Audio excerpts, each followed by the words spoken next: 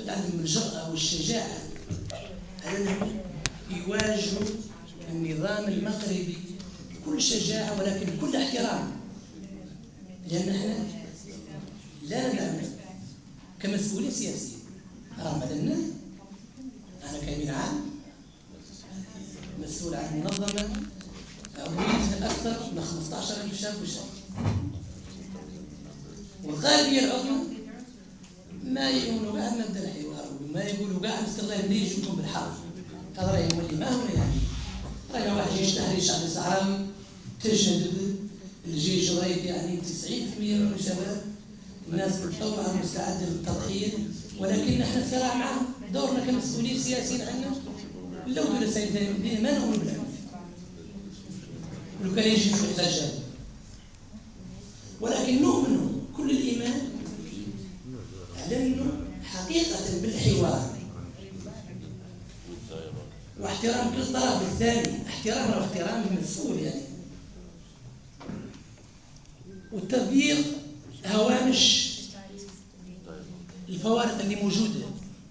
هذا الخلاف يعني ياسر من المسائل تجاوز وهي معمقة الخلاف، احترام حقوق الإنسان يسوى الصهيوني ويسوى هو عن خالد بموضوع أساسي، ولأنه ما يقد يعني يبارك مع السلم الاجتماعي في إطار التنمية المستدامة ومشاريع، ولكن السلم الأمني ما هو خالد والسلم السياسي ما هو خالد. سابق الخطاب الرسمي اللي يقول المغاربة الصحراويين عملوا قسم التنمية والموارد ونعطي، أنا في غير ما هو مستقر كيفاش نقدر نتمتع بثرواتي وأنا كيفاش نقدر نحس برفاهية وأنا أمني مهدد واستقراري مهدد. ما تدخل تنمية مستدامة إلا أن خلق سلم مستدام واستقرار مستدام، ولكن استقرار سياسي. بالتالي لا تعودوا يعني كصحراويين واخذين منكم مستهدين، ما تبدو كصحراويين ترضوا لكم مع الحق تشكيل جمعيات سياسية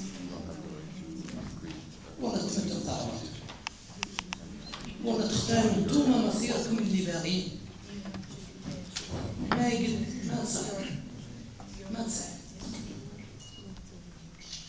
ماني باغي نطول عليك مع الجزء الثاني، باغي نشكركم على هذا الحضور.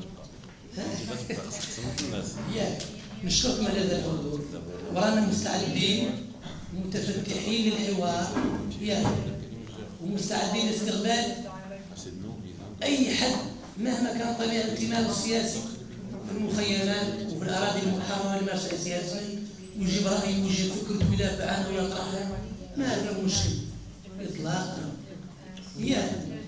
وشكرا لكم والسلام عليكم.